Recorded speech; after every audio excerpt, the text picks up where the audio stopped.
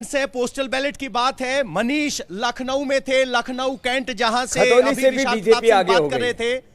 अगर मनीष आप बता पाए, क्या राजधानी किस किस सत्ता के संकेत दे रही है शुरुआती? देखिए, लखनऊ कैंट का जो सीट है वो पहले से पता लग रहा था कि बीजेपी के खाते में ही जाएगी और बीजेपी एज लेगी, और वैसा ही हुआ है। ब्रजेश पाठक की सीट बदली थी और ब्रजेश पाठक को कैंट से मौका मिला। ब्राह्मण बाहुल इलाका है, 1.25 लाख लगभग ब्राह्मण है। हम तमाम सीटों पर यहाँ पर कैंट में घूमे थे, तो कुल मिलाकर जब सबसे पहले प्रचार होता था तो ब्रजेश पाठक ही गए थे वहाँ पर, सिलाई मशीन चला रहे थे, तो तमाम लोग आए थे, ब्रजेश पाठक से पूछ भी रहे थे। तो कुल मिलाकर ये माना जा रहा था कि ये सीट बीजेपी के खाते में जाएगी और शुरुआत भी यही दिख रहा है कि बढ़त हो गई है। यानी ब्राह्मण वोट किसके साथ ये बड़ी गुत्थी चली थी, उसका जवाब अब मिलने लगेगा। शुरुआती रुझान बहुत शुरुआती ट्रेंड है, बहुत शुरुआती ट्रेंड है। इस पर सरधना का जिक्र अभी कर हो रहा था। सरधना में बीजेपी के संगीत सोम आगे हैं, तो इसकी बैकग्राउंड संगरूर से भगवंत जी भी आगे चले। जो संगीत सोम है उनके सामने समाजवादी पार्टी उम्मीदवार अतुल प्रधान है, और अतुल प्रधान वो उम्मीदवार है जिनके ऊपर सबसे ज्यादा 38 मामले दर्ज हैं। 105 आईपीसी की धाराएं लगी हुई हैं और इनमें से 26 धाराएं बहुत गंभीर हैं। तो अतुल पर दंगा भड़काने का, हत्या की कोशिश का, सरकारी कामकाज में बाधा डालने का, घर जलाने का, तोड़फोड़ करने का, लूटपाट करने का, शांति भंग करना, ऐसे बहुत सारे आरोप हैं।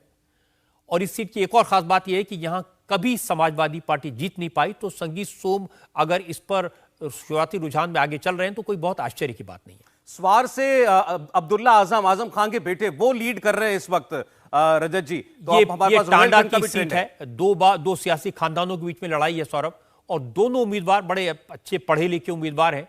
9 बार आजम खान के बेटे अब्दुल्ला विधायक वो एमटेक कर चुके हैं।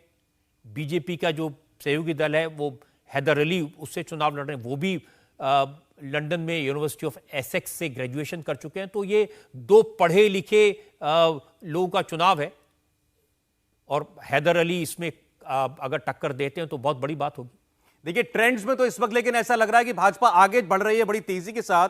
30 सीटों पर लीड कर रही है, 11 पर समाजवादी पार्टी। ऊपर आप देखेंगे अगर पंजाब की टैली देखिए तो 21 ट्रेंड्स आ चुके हैं। 10 पर आम आदमी पार्टी और 9 पर कांग्रेस, 2 पर अकाली भी। अब आम आदमी पार्टी और कांग्रेस बिल्कुल बराबरी पर जाकर के खड़ी हो चुकी हैं। तो अब देखना होगा क्या ये ऐसे ही हालात जो है अब से 2-3 घंटे बाद ही बने रहते हैं, और अगर ऐसा हुआ तो बड़ी इंटरेस्टिंग तस्वीर निकलेगी। और उत्तर प्रदेश में अगर ऐसा होता है तो आपको बड़ी साफ पिक्चर देखने को मिलेगी। सरधना से बीजेपी के संगीत सोम आगे चल रहे हैं, लखनऊ कैंट से बीजेपी आगे चल रही है, नकुड़ की सीट से कांग्रेस के गढ़ अमेठी से भी बीजेपी आगे चल रही है। देखिए, अमेठी और रायबरेली इस बार दोनों में ये अनुमान लगाया जा रहा है कि बीजेपी लीड करेगी। लेकिन देखना यह है कि जो अमेठी में स्मृति ईरानी ने राहुल गांधी जी के साथ कर दिया, क्या वो करहल में प्रोफेसर एसपी बघेल कर सकते हैं अखिलेश यादव के साथ? क्या अखिलेश यादव भी आगे चल रहे हैं दोनों सीटों से?